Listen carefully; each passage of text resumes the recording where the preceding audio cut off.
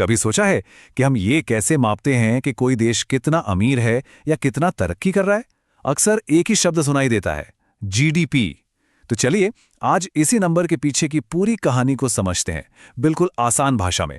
तो सवाल यही है कि आखिर ये जीडीपी है क्या भला, और इसे गिनते कैसे हैं? चलिए इसी में थोड़ा और अंदर चलते हैं। अब ये परिभाषा थोड़ी मुश्किल लग सकती है, लेकिन घबराने की कोई बात नहीं है। इसमें ना 4 मेन बातें हैं और हम एक एक करके बिल्कुल आसान एग्जाम्पल्स के साथ इनको समझेंगे।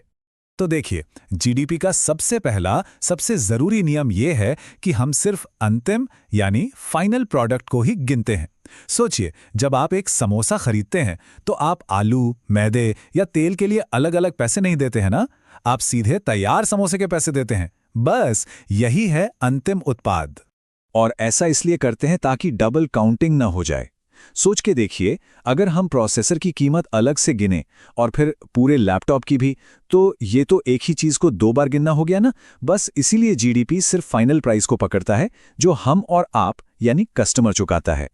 जीडीपी सिर्फ उन चीजों को नहीं गिनता जिन्हें हम छू सकते हैं, जैसे कार या फोन। नहीं, ये उन सर्विसेज को भी गिनता है जो हम रोज इस्तेमाल करते हैं, जैसे कि बाल कटवाना या बैंक में कोई लेन देन करना या फिर बस में सफर करना।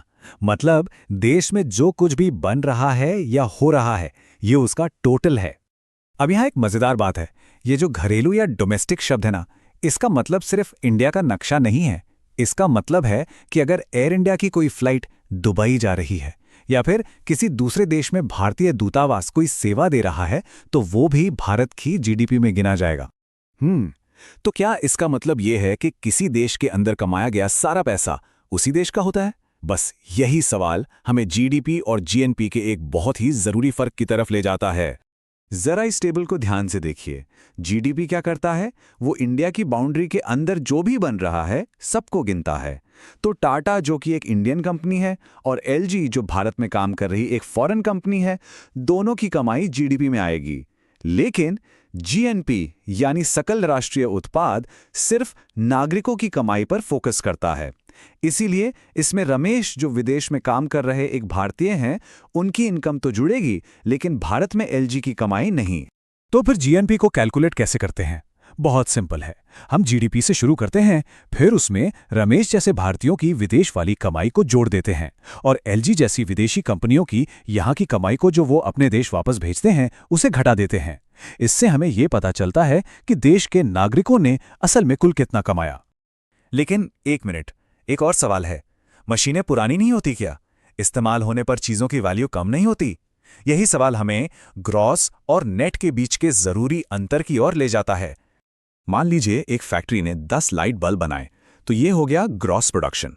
लेकिन बनाने के प्रोसेस में 2 बल्ब टूट गए, तो ये जो 2 बल्ब टूट गए ना, इसे ही इकोनॉमिस्ट कहते हैं डेप्रिसिएशन या टूट फूट, घिसावट। तो असल में यानी नेट प्रोडक्शन तो सिर्फ 8 बल्ब का ही हुआ है ना। तो जब हम जीडीपी में से इसी टूट फूट यानी डेप्रिसिएशन को माइनस कर देते हैं, तो हमें मिलता है एनडीपी यानी नेट डोमेस्टिक प्रोडक्ट। ये देश के प्रोडक्शन की ज्यादा सही तस्वीर दिखाता है, क्योंकि ये पुरानी मशीनों और सामान पर आई लागत को भी गिनता है। और बिल्कुल बिल्कुल यही लॉजिक जीएनपी पर भी लागू होता है। जब हम जीएनपी में से डेप्रिसिएशन को घटाते हैं तो हमें मिलता है एनएनपी यानी नेट नेशनल प्रोडक्ट। और ये आप कह सकते हैं किसी भी देश की इनकम का सबसे प्योर, सबसे शुद्ध रूप है।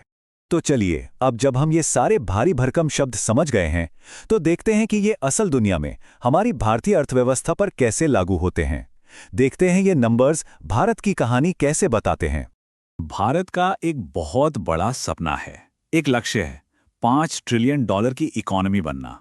ये अभी के साइज से लगभग डबल है, और ये एक ऐसी छलांग है जो देश के लिए सब कुछ बदल सकती है। लेकिन इस मंजिल तक पहुंचना उतना आसान नहीं रहा है।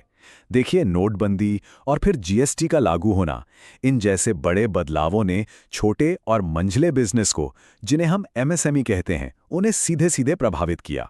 और यही एमएसएमई तो हमारी इकोनॉमी की रीढ़ की हड्डी है। इन सब चुनौतियों ने कहीं ना कहीं ग्रोथ की रफ्तार को थोड़ा धीमा किया है।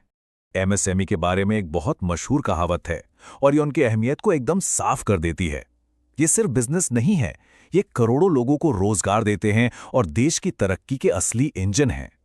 तो जीडीपी के इस पूरे सफर को समझने के बाद अब असली सवाल ये उठता है, क्या हमें सिर्फ देश की टोटल इनकम बढ़ाने पे फोकस करना चाहिए या ये भी देखना चाहिए कि उस तरक्की का फायदा हर एक इंसान तक पहुंच रहा है या नहीं? आने वाले कल के लिए सबसे जरूरी क्या है?